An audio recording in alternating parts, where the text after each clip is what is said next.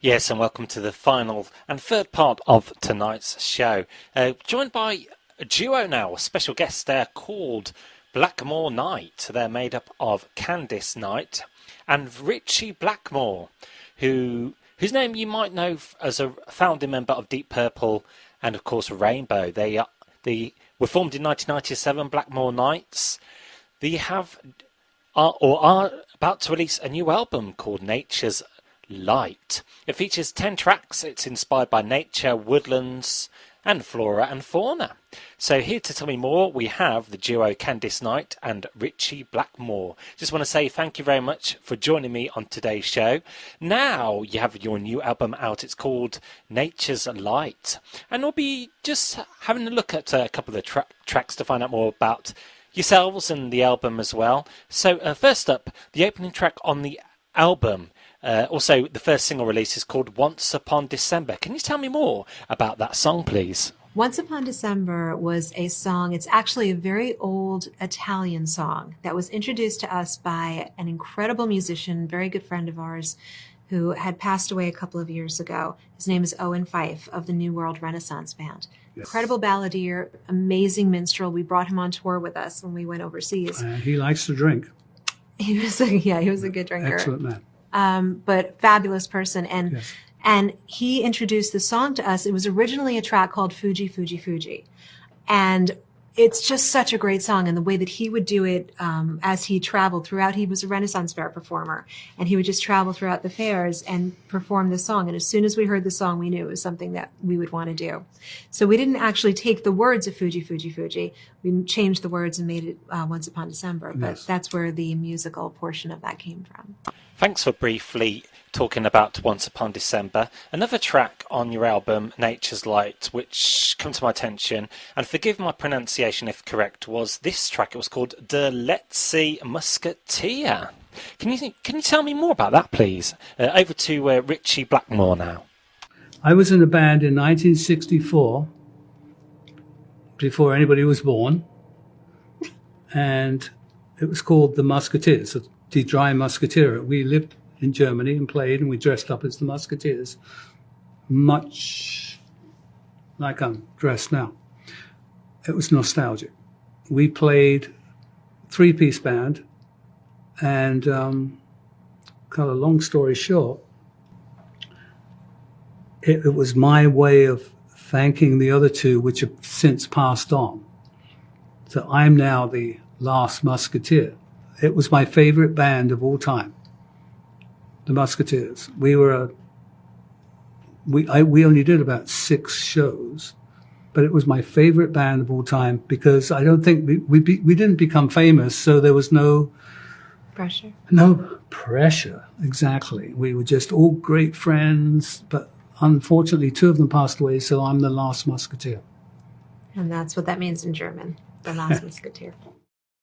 Yes, very interesting, and I love the music from Germany, like the Jumper bands and the Bavarian music scene as well. Just trying to picture how they used to dress in medieval times as well. Obviously, you had bards, troubadours as well, and those medieval entertainers. They were very flamboyant in the way they dressed.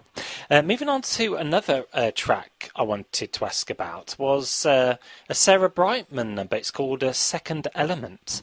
Why did you choose this track for this album, please? We've been big fans of Sarah Brightman for very many years, and her work with Frank is just incredible. And we found out that actually when we heard the song on an album that she had done many years ago, we just instantly fell in love with it. Second Element 2, I think it's like Roman numeral 2, but there's 2 versions of it. One she does is more of a love song, and this other one, it's really still a love song, but it's a love song to the element of water, and how water is the source of our lives, and how, traveling through rivers and springing up life everywhere it goes. And it was just such a fascinating concept. Of course, we're very connected with elements, with earth, with nature, with fire, with water, with air, with the moon with the sun, all of this going back to nature's light again. So we thought that it would be a perfect home to do a song that was so entwined with our theory of nature's light in the element of water. And that would what the song wound up being, the second element, which was the water element. Yes, and that's one track to definitely check on out. Second Element, Sarah Brightman's song, of course, a soprano as well. She was first started out in Hot Gossip and released a few singles as well. Starship Troopers, and then of course that international hit, best known for Time to Say Goodbye. Now on to your other tracks on the album. I know you're particularly influenced and inspired by medievalness, castles, and that Renaissance period. 14th to 16th century. Can you tell me more about Going to the Fairies? That's a very interesting song title. Going to the Fair. I think you could explain that one. Going to the Fair is one of the songs that was originally done by Teilman Susato, who is Ritchie's favorite Renaissance composer. Yes. And now this is one of the songs from Dancerai. Yes. And of course, we put it through the Ritchie, we call it the Blackmorizing machine, where the original song goes through Ritchie and then comes out the other side, a completely other song. After breakfast. Comes out another side. But it was such a light, airy song. And again, we're so inspired not only by nature and by folklore, but by these Renaissance fairs that we go to. It's truly an escape from stresses and pressures of today. So the song is definitely inspired by our wonderful times at different Renaissance fairs. We tried to go to Renaissance fairs every single year before this past year happened. It is an escape, but I find now that we can't relax and just go to the fairs because people go, oh, that's, we seem to be there. That happens, but it's great, but it brings you back to the childlike innocence of just wonder and awe and just enjoying yourself just for the sake of that moment and looking through the veil and seeing gypsies dancing and Ritchie goes right to the mead tent, the mead, well, that's my first and the minstrels stop. and the jousting and it's just really going to a whole other world. It's amazing.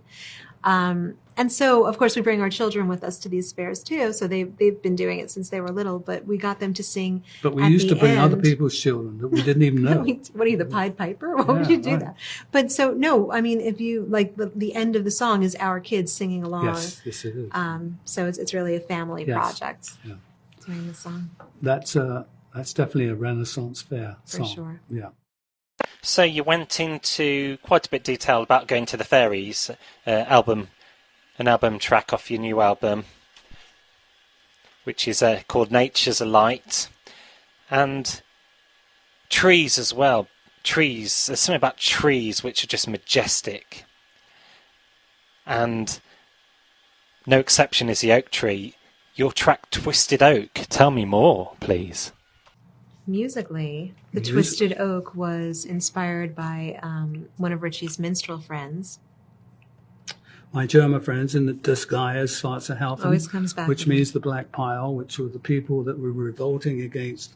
Florian Geyer was the one he went against in the 1600s war, where the peasants were being punished and they were paying too much in taxes, the farmers. The basic melody that the violinist or the nickel harp player was playing beneath another song. And I said to Candy, the way he's playing and improvising over the other song, and the other song we had released, which was called World of Stone. And World of Stone had this amazing violinist's part, which I copied. Candice taught me how to play it because she's very good at remembering melodies, which I'm not. I tend to improvise all the time. And that came out as that song, Twisted Oak. Mm-hmm. I mean, we're back to, I owe a lot to this particular band, my friends in Germany, this medieval Renaissance band that come out with these such brilliant melodies.